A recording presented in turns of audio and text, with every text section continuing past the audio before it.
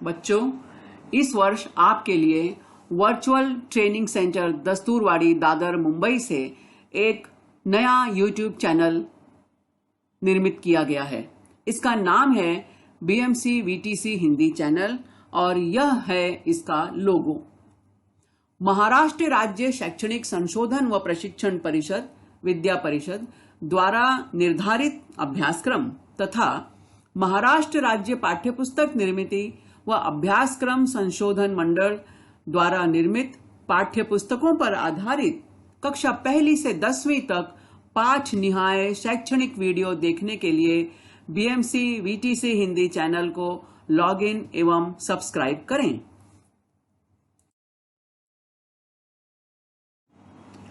Video देखने के बाद वीडियो के डिस्क्रिप्शन बॉक्स में वीडियो के घटक से संबंधित प्रश्न पूछे गए हैं। इन प्रश्नों को अपनी कॉपी में लिखकर हल करें। वीडियो के डिस्क्रिप्शन बॉक्स में एक गूगल फॉर्म की लिंक भी दी गई है। लिंक खोलकर इस फॉर्म को जरूर भरें।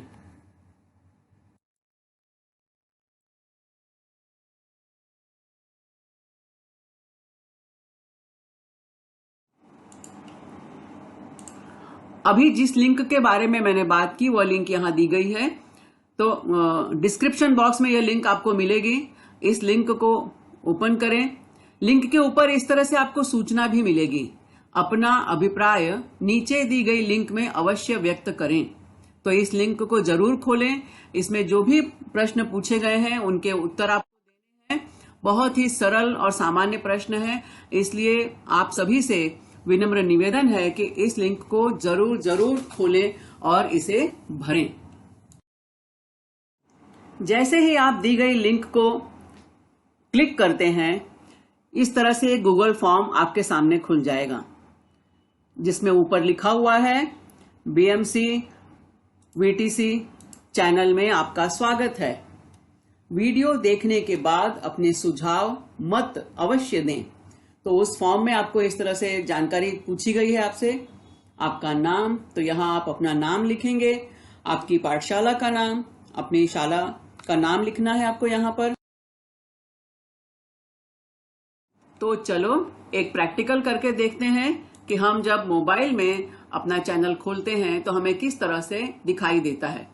यह मैंने अपना चैनल खोला है BMC VTC हिंदी चैनल और भूगोल का पहला पाठ है पृथ्वी और रेखा जाल। इस वीडियो के हम स्क्रीन के हम दाईं ओर देख रहे हैं, एक छोटा सा चिन्ह बना हुआ है। जब इस चिन्ह को हम क्लिक करते हैं तो इसी के नीचे खुल जाता है डिस्क्रिप्शन बॉक्स। इस डिस्क्रिप्शन बॉक्स में कुछ प्रश्न पूछे गए हैं जिनके बारे में हमने पहले बात की है। इन प्रश्नों को आपको ध्यान से पढ़ना है, इन्हें अपनी कॉपी में लिखना है और इन प्रश्नों के उत्तर भी लिखने हैं। इन प्रश्नों के उत्तर आपको कहां मिलेंगे? इसी वीडियो में मिलेंगे। तो जब आप इस वीडियो को ध्यान से देखेंगे तो आपको उनके उत्तर मिल जाएंगे। और जहां पर ये प्रश्न खत्म होते हैं उसी के नीचे आपको एक ये लिंक दी गई है। इस लिंक को खोलें। जैसे ही इस लिंक को आप क्लिक करेंगे ये लिंक अपने आप खुल जाएगी। इसमें गूगल फॉर्म मिलेगा आपको और उस फॉर्म में कुछ प्रश्न पूछे गए हैं, बहुत ही सहज और सरल प्रश्न। उनको टिक मार्क कीजिए और इस फॉर्म को सबमिट कीजिए। फॉर्म के लास्ट में नीचे सबमिट की बटन मिलती है, आप सबमिट क्लिक करेंगे तो आपका ये फॉर्म जमा हो जाएगा, पूरा हो जाएगा। तो इस तरह से यह आपकी प्रक्रिया पूर्ण होती है।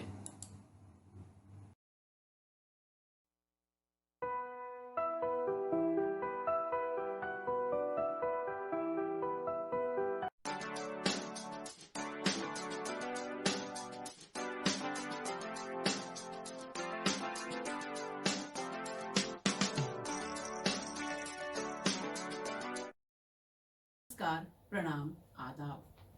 वर्चुअल क्लास स्टूडियो में आप सभी का हार्दिक स्वागत। कोविड-19 के प्रादुर्भाव की वजह से विद्यार्थियों का प्रत्यक्ष शाला में जाकर शिक्षा लेना मुश्किल होते जा रहा है और इस कठिन घड़ी में बृहन्मुंबई महानगर पालिका शिक्षण विभाग ने विद्यार्थियों के लिए एक सराहनीय प्रयास किया और इस चैनल की शुरुआत की।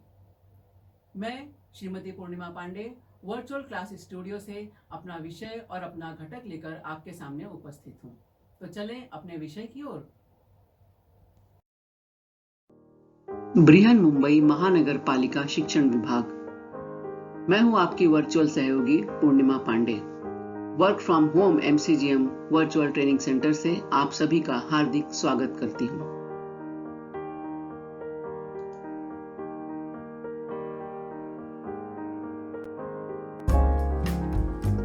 कक्षा 9वीं भूगोल।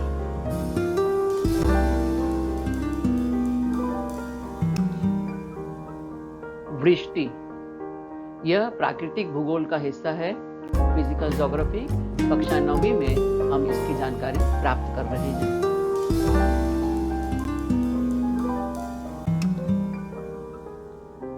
हमारी पाठ्य पुस्तक इस तरह की वृष्टि, वर्षा का आनंद आप सभी ने उठाया होगा कभी न कभी। आनंददायक, खुश करने वाली बारिश प्राकृतिक भूगोल का हिस्सा। और इस पाठ के लिए, इस घटक के लिए हमारे क्षमता विधान जो हैं वो निम्नलिखित हैं। भौगोलिक साधनों की सहायता से जानकारी का निरीक्षण करना, चर्चा करना और उसके संदर्भ में मानचित्र तैयार करना, प्राकृतिक घटकों का निरीक्षण करना, वर्गीकरण करते हुए अनुमान लगाना और उनके बीच में कार्य कारण संबंध बनाना। काल में घास के पत्ते प्रातः समय में इस प्रकार दिखाई देते हैं। यदि कभी आप जल्दी उठो ठंडी के मौसम में, या आजकल वर्तमान मौसम में तो यही चल रहा है, तो आपके आसपास यदि घास के पत्ते वगैरह हो, या तो इस तरह से हमें घास के पत्तों पर यहाँ देख रहे हैं हम, ये घास के पत्तों पर यहाँ बूंदें दिखाई दे रही हैं। और कुछ यदि आप पत्तों को स्पेशल हम देखें तो उनके ऊपर पानी की छोटी छोटी इस प्रकार की बूंदें दिखाई देती हैं। आपके मन में कभी यह प्रश्न जरूर आया होगा कि घास के पत्तों पर पानी की यह बूंदें कहां से आई होंगी।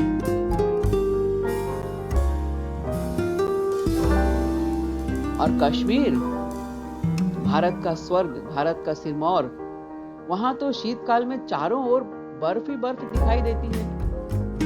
तो कभी हमने सोचा कि हमारे अपने परिसर में ऐसा हिम क्यों नहीं दिखाई देता।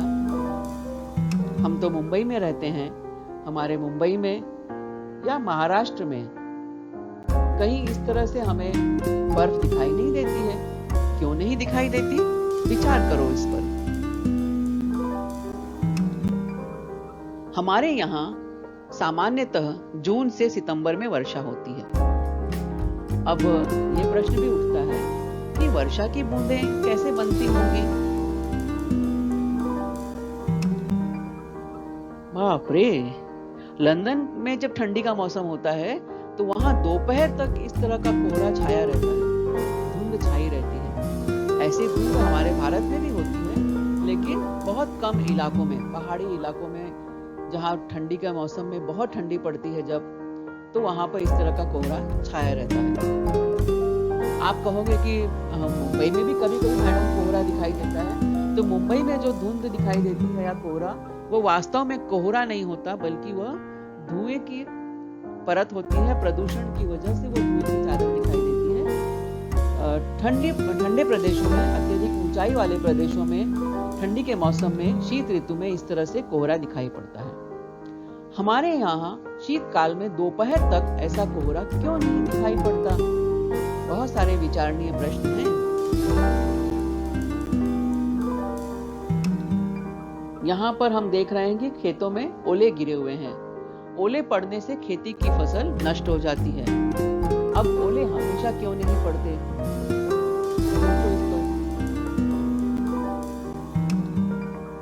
तो ये ओले हमने देखा, कोहरा छाया हुआ, बारिश की बूंदें, ओस की बूंदें, ये सब कुछ क्या है? यह सब कुछ वृष्टि के रूप है। वृष्टि का हम एक सामान्य यदि रूप में अर्थ देखें तो हम नॉर्मल उसे वर्षा के रूप में देखते हैं, लेकिन वृष्टि के कई प्रकार हैं, वर्षा भी उसमें से एक है।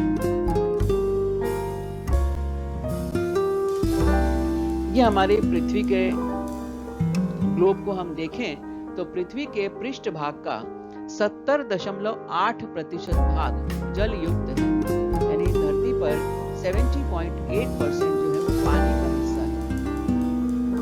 और पृथ्वी पर जल भंडार का वितरण असमान है। ये जो जल भंडार है, कहीं पर ये सीमित रूप में है तो कहीं बहुत अधिक मात्रा में है, विपुल मात्रा में है।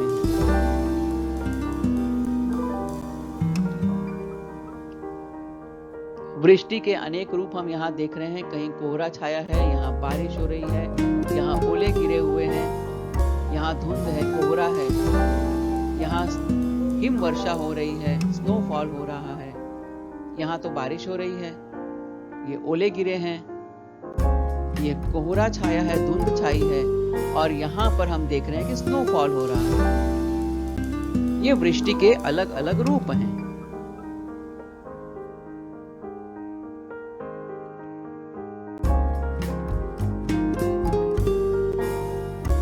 हम विविध प्रकार के जल रूपों का अनुभव करते हैं। वायुमंडल में स्थित वाष्प के कारण ये जल रूप निर्मित होते हैं।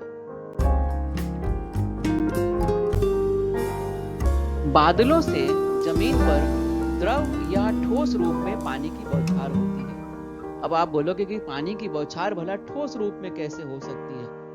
तो बच्चों होती है, कैसे होती है वो अभी हम देखेंगे।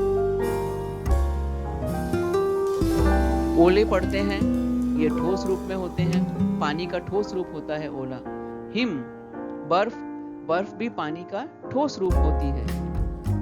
और बारिश, जिसे संस्कृत में हम कहते हैं पर्जन्य, ये पानी के रूप में होती है। तो कहने का अर्थ ये होगा कि बादलों से जमीन पर द्रव रूप में बारिश, पर्जन्य, और ठोस रूप में ओले पड़ते हैं या हिमपात होता है। वृष्टि, अब हम वृष्टि को समग्र रूप में समझने का प्रयास करेंगे। हमने जल के अलग अलग रूप देखे, अब यदि हम वृष्टि को समझें तो वृष्टि का अर्थ क्या होता है? आकाश से जल की वर्षा होने की अवस्था या भाव। आकाश से, आसमान से पानी गिर रहा है या पानी गिरने की जो अवस्था है वो, उसे हम वृष्टि कहते हैं। पानी बरसने को वृष्टि कहते हैं। वर्षा के जल को भी हम वृष्टि कहते हैं। और वर्षा की तरह बहुत सी छोटी छोटी चीजें ऊपर से गिरने की जो क्रिया होती है उसे भी हम वृष्टि कहते हैं। वर्षा की तरह, ध्यान देंगे, वर्षा की तरह मतलब जैसे बारिश में आसमान से पानी गिरता है उसी तरह अन्य छोटी छोटी चीजें भी ऊपर से गिरती हैं, तो उसे भी हम वृष्टि कहते हैं। किसी क्रिया का कुछ समय तक लगातार होना, ऊपर से आसमान से कुछ गिरने की जो क्रिया है वह कुछ समय तक लगातार होती रहे तो उसे हम वृष्टि कहते हैं।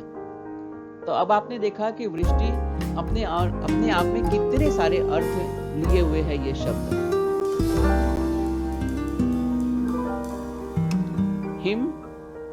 हिम का अर्थ क्या होता है? ये हम देख रहे हैं कि हमारे जो वातावरण में पानी की बूंदें होती हैं, ये हम सब जानते हैं। वायुमंडल में हवा, और हवा के घटकों के बारे में आपने पढ़ा है पिछली कक्षाओं में। तो हवा में जल वाष्प भी होती है, पानी की बूंदें होती हैं। हवा में मिले हुए ये भाप के अत्यंत सूक्ष्म कण ऊंचाई पर ठंडक के कारण जम जाते हैं। यह जल का ठोस रूप होता है जिसे हम बर्फ कहते हैं। वाष्प के सीधे हिम में रूपांतरण को संघनन कहते हैं। रूपांतरण क्या होता है? यह रूप का अंतर, यानी वायु रूप का ठोस रूप में परिवर्तन। जो ये वाष्प है ये वायु रूप में होती है। भाप हवा के रूप में होती है। भाप जो है, अब ये भाप का जब ठोस में परिवर्तन होता है, ऊंचाई पर जैसे जैसे हवा जाती है, हवा में स्थित जो जल वाष्प है वो ठंडे हो जाती है। अब जब पानी ठंडा होता है, माइनस में पहुंच जाता है, 0 डिग्री पे पहुंच जाता है, तब क्या होता है? पानी जम जाता है। तो ये जो वायु रूप है, ये इसका परिवर्तन ठोस रूप में हो जाता है और इस प्रक्रिया को हम संघनन कहते हैं। तो वाष्प की बूंदें बर्फ के रूप में परिवर्तित हो जाती हैं। बर्फ का वजन बढ़ जाता है। जब तक पानी है उसका वजन अलग है, लेकिन जब वो ठोस रूप में आ जाती है वाष्पहीन में, तो वो उसका वजन बढ़ने लगता है।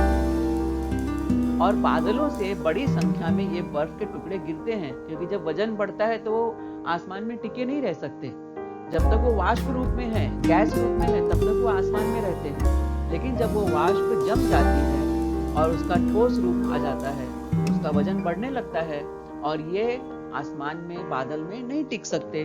तो बादलों से बड़ी संख्या में बर्फ के टुकड़े गिरते हैं। इन बर्फ के टुकड़ों को हिम कहते हैं।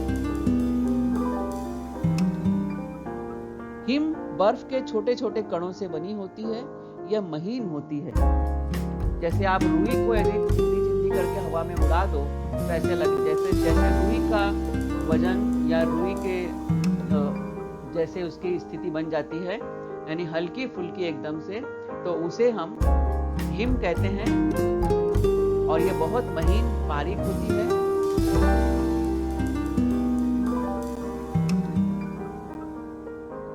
हिम बाधा, आपके पाठ्य पुस्तक में एक शब्द आया है हिम बाधा, जिसे एक्चुअली सही रूप में उसे शीत दंश कहा जाता है। अंग्रेजी में इसके लिए शब्द है फ्रॉस्ट बाइट। शीत दंश ये क्या होता है? अत्यधिक ठंड के कारण त्वचा या ऊतकों में, ऊतक मतलब उसके सेल्स, जो हमारी त्वचा के सेल्स होते हैं, उनमें नुकसान होने लगता है और मनुष्य को हिम बाधा होने लगती है, यानी शीत दंश होने लगता है। आप देख रहे हो इस चित्र में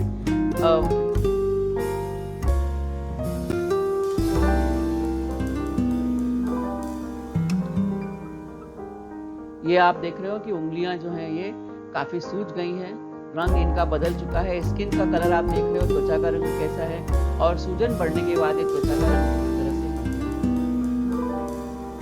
15 डिग्री सेंटीग्रेड से या इससे कम तापमान में लगातार रहने पर रक्त धमनियां सिकुड़ जाती हैं। इससे शरीर का तापमान सामान्य बनाए रखना कठिन हो जाता है। मनुष्य के शरीर का एक तापमान है, उस निश्चित तापमान से यदि तापमान कम होने लगता है तब उसकी तबीयत बिगड़ने लगती है, और जब तापमान बढ़ने लगता है तब भी तबीयत बिगड़ने लगती है। जब तापमान बढ़ता है तो हम कहते हैं ना कि इसको बुखार हो गया है, यानी शरीर का टेम्परेचर बढ़ गया है। तो थर्मामीटर से हम शरीर का तापमान नापते हैं। तो वो जब शरीर का तापमान बढ़ जाता है तब भी तबीयत बिगड़ती है, और जब शरीर का तापमान सामान्य स्थिति से कम हो जाता है तब भी तबीयत बिगड़ने लगती है। तो ये दोनों स्थितियां जो हैं ये शरीर के लिए ठीक नहीं होती हैं। तो अत्यधिक ऊंचाई पर जहां तापमान हमेशा 15 डिग्री सेल्सियस से कम रहता है, या 15 या उससे कम या बहुत माइनस में तापमान होता है, और उस पर यदि हम लगातार उस ऐसी स्थितियों में हम रहें तो हमारे शरीर की जो रक्त धमनियां हैं वो सिकुड़ने लगती हैं, और उसकी वजह से शरीर में जो है तापमान कम होते जाता है और मनुष्य को शीत दंश की तकलीफ होने लगती है। अब आप सोचो कि हमारे सीमा पर हिमालय के साइड, कश्मीर की साइड तरफ हम देखें, है ना, उस तो हमारी जो सीमा पे जो हमारे सैनिक हैं, अरुणाचल प्रदेश की तरफ हम देखें, उत्तराखंड की तरफ यदि हम देखें, तो हमारे जो सैनिक वहां पर रहते हैं बॉर्डर पर, वहां पर साल भर बर्फ छाई रहती है, जो अत्यधिक ऊंचाई वाले प्रदेश हैं। और लद्दाख है, कारगिल है, लेह है ना, तो यहाँ पर साल भर बर्फ रहती है। और इन ऐसी कठिन परिस्थितियों में हमारे सैनिक, हमारे जवान वहाँ पे रहते हैं। सीमा की जिम्मेदारी उन पर रहती है, सीमा की सुरक्षा वो करते हैं, तो उनको कई बार इस तरह की बाधा हो जाती है, शीतदंश की बाधा। इससे हमेशा हमें सावधान रहना चाहिए। जब शीतदंश की बाधा बहुत ज्यादा हो जाती है तो कई बार शरीर का वह अंग काटना पड़ जाता है। इसलिए शीतदंश से बचने के लिए जब ठंडे इलाकों में हम रहते हैं तो हमें उचित प्रकार के ठंडे कपड़े पहनने चाहिए, ग्लव्स पहनने चाहिए, पैरों में भी हमें ऊनी मोजे पहनने चाहिए।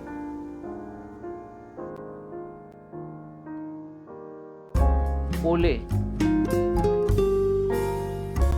आप देख रहे हो, यहाँ कुछ गिर रहा है, बर्फ के जैसे गोल गोल बर्फ के टुकड़े गिर रहे हैं, और यहाँ पर वो सारे गिर चुके हैं, तो इन्हें हम कहते हैं ओले। अभी बर्फ पानी की ही एक अवस्था है जो कि पानी के जमने से बनती है। पानी जब जमता है तो बर्फ बन जाती है। हमने अपने फ्रिज में भी हम अक्सर ऐसे ही करते हैं, फ्रीजर जो होता है उसमें पानी रख दें तो पानी जम जाता है और बर्फ बन जाता है। जब भी पानी का तापमान 0 डिग्री सेल्सियस या इससे कम हो जाता है तो वह बर्फ बन जाता है। जब आसमान में तापमान 0 से कई डिग्री कम हो जाता है तो वहां मौजूद हवा में वाष्प संघनित हो जाता है। जो जल वाष्प है वहां पे हवा में वो इकट्ठा होने लगता है। संघनित यानी एकदम साथ साथ पास पास होकर इकट्ठा होकर सघन हो जाता है और वह वाष्प पानी की छोटी छोटी बूंदों के रूप में जम जाता है। इन जमी हुई बूंदों पर पानी और जमता जाता है और धीरे धीरे यह बर्फ के टुकड़े या बर्फ के गोलों का रूप धारण कर लेते हैं। इन्हीं को ओले कहते हैं या ओला, सिंगल एक वचन होगा तो ओला। अब ये एक तो होता नहीं है, कई सारे ओला जब है आसमान से गिरता है तो एक तो ओला गिरता नहीं है, कई सारे गिरते हैं, तो इन्हीं को हम ओले कहते हैं। अब आप इसको यदि समझना चाहें आसान रूप में तो हम देखते हैं कि यदि अपने घर में हम कई बार चाय वाय के लिए पानी रखते हैं गैस पे, तो वो पानी जब गर्म हो जाता है आप गैस बंद कर दो और उसको ढक्कन से ढांक दो। तब क्या होता है, आप जब ढक्कन खोलते हो थोड़ी देर के बाद तो आपको ढक्कन पर पानी की बूंदें जमी हुई दिखाई देती हैं। यानी जो पानी इसमें गैस पे था वो गर्म हुआ, गर्म होके ऊपर गया और ऊपर होने के जाने के बाद हमने क्या किया, गैस बंद कर दिया, यानी उसको मिलने वाली गर्मी कम हो गई, खत्म हो गई और वातावरण ठंडा हो गया। जब वातावरण ठंडा हुआ तो वो जो पानी की बूंदें थी, वाष्प जो थी, भाप जो बनी थी, उस भाप में जो पानी की बूंदें थी वो भाप जो थी वो पानी की बूंदों में बदल जाती है। ये हम अपने घरों में रोज देखते हैं, चाय बनाते समय, खाना बनाते समय, चाहे दाल बनाए चाहे चावल बनाए। आप कुकर भी जब खोलते हो, मान लो हम घर में आजकल कुकर का इस्तेमाल करते हैं, हम कुकर भी जब खोलते हैं तो कुकर के ढक्कन पे अंदर में इस तरह से पानी की बूंदें इकट्ठा हुई रहती है। ये होता है संघनन। और बारिश की बूंदों के साथ कई बार अचानक से ये ओले या बर्फ के छोटे छोटे टुकड़े गिरने लगते हैं। इन्हें हेल स्टॉर्म कहते हैं, इंग्लिश में हेल स्टॉर्म कहते हैं, हिंदी में ओला गिरना कहते हैं। और आप देख रहे हो ये बर्फ के टुकड़े छोटे छोटे हैं कितने, कई बार ये बहुत छोटे होते हैं, कई बार ये थोड़े से बड़े भी होते हैं, वजनदार भी होते हैं, कई बार बहुत हल्के भी होते हैं।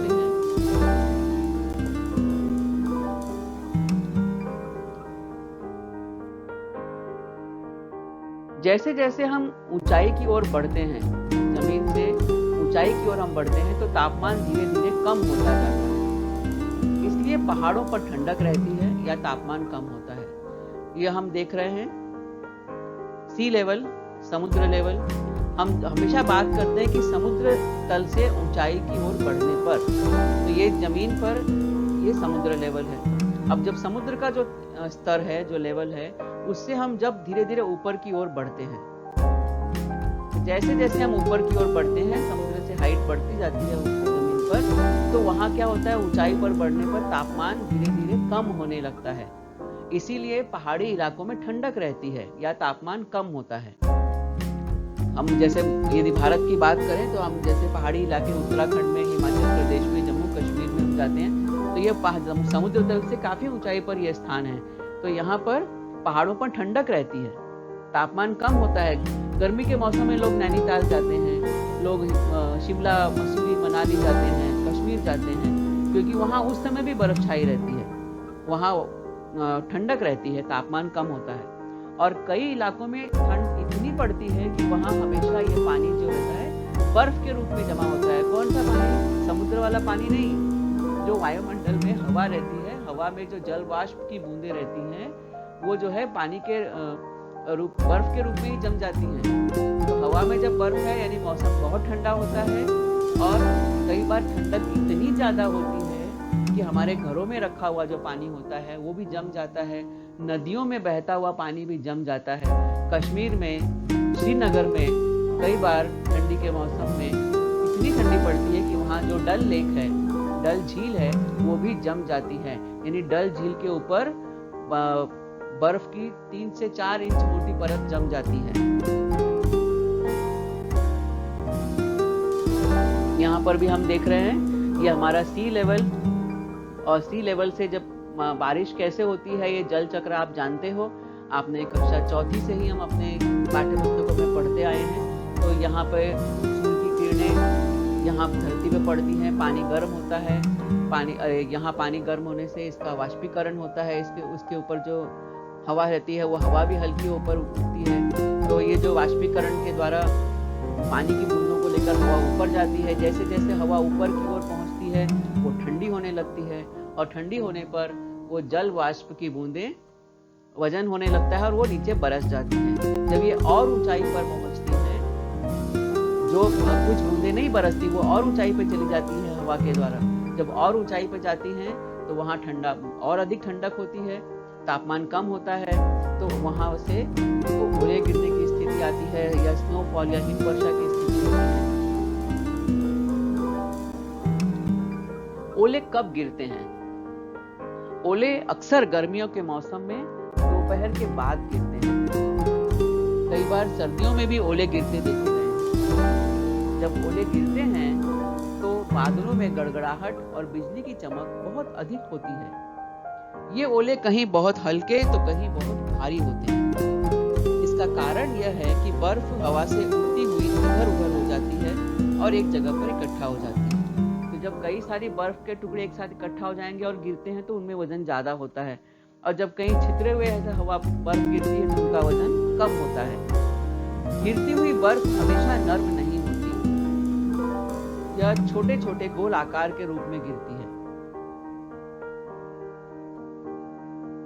और ये नर्म नहीं होती। इसीलिए यदि किसी व्यक्ति के ऊपर गिर जाए तो कई बार वो व्यक्ति घायल हो जाता है, उसे शारीरिक नुकसान भी होता है।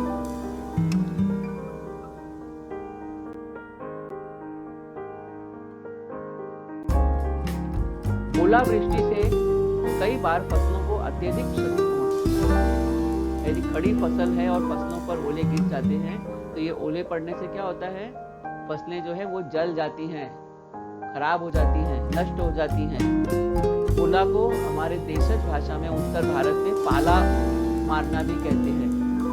पाला गिरना, पाला पड़ना ऐसा भी कहा जाता है। जीवित और वित्त हानि भी होती है। हमारे प्रॉपर्टी का भी नुकसान होता है। यदि किसी जानवर पर या मनुष्य उस समय ओले पड़ रहे हो और हम रास्ते में हो कई बार, और ओले तेजी से पड़ते हो, उनकी गति ज्यादा हो, या ओले वजनदार भी होते हैं कई बार, तो ऐसे ओले जब हमारे शरीर पे गिरते हैं या हमारे प्राणियों के शरीर पर गिरते हैं तो उन्हें नुकसान, शारीरिक नुकसान भी हो सकता है। वजन, यदि ओले ज्यादा तेजी से गिर रहे हैं या वजन ज्यादा है तो मनुष्य की मृत्यु भी हो जाती है। कई बार ऐसे भी हमें न्यूज पढ़ने मिलती है कि ओलावृष्टि की वजह से इतने मनुष्य जो है उनकी मृत्यु हो गई। तो क्यों होता है ऐसा? क्योंकि ये ओला गिरने की गति और ओले की आकार, ओले का वजन, इन दोनों चीजों पर ये बातें निर्भर करती हैं। तो ओलावृष्टि से और किसानों के लिए बहुत ही नुकसानदायक खबर होती है कि यहाँ किसी क्षेत्र में ओला गिर रहा है, ओला पड़ रहा है, तो इससे उनकी फसलें नष्ट हो जाती हैं।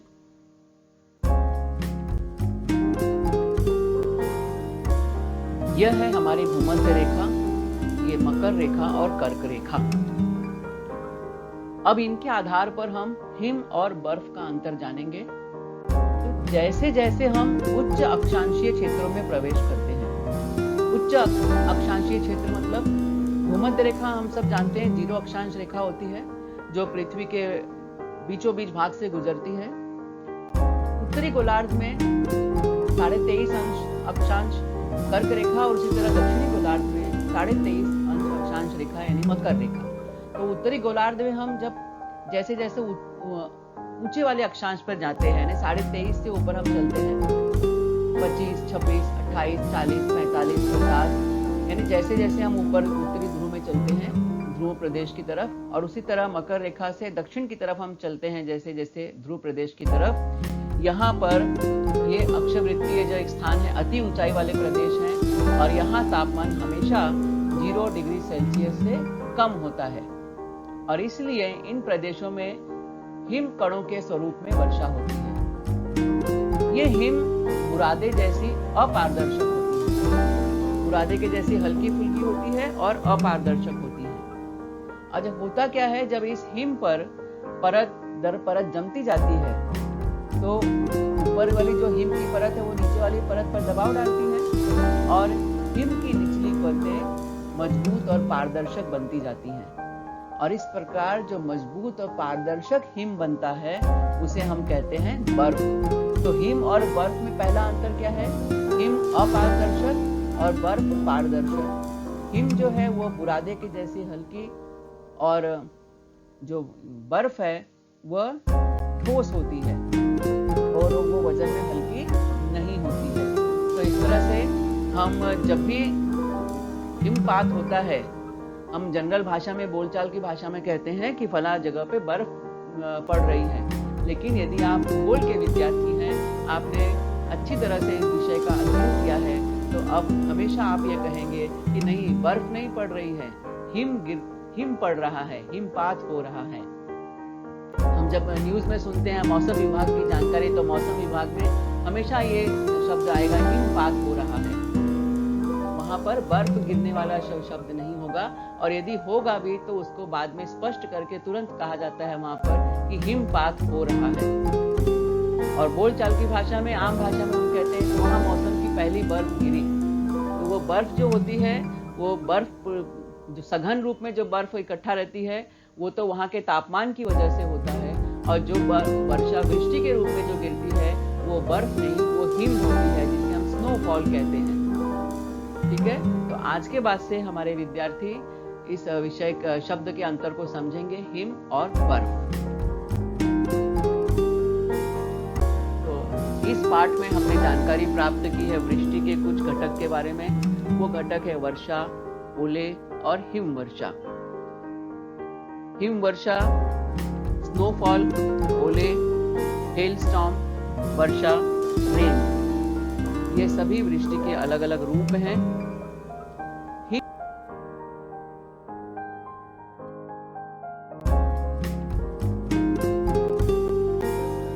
आप सभी ने इस वीडियो को देखा, सुना और समझा।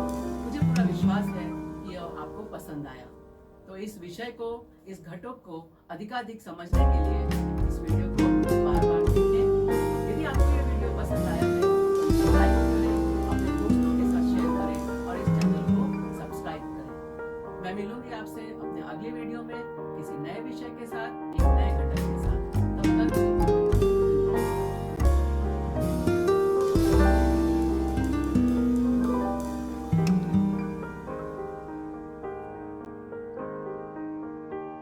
आपने यह वीडियो देखा, सुना और समझा। उम्मीद है आपको ये पसंद आया होगा। आपके सुझावों की और आपकी प्रतिक्रिया की प्रतीक्षा रहेगी। मिलते हैं अगले वीडियो में। धन्यवाद।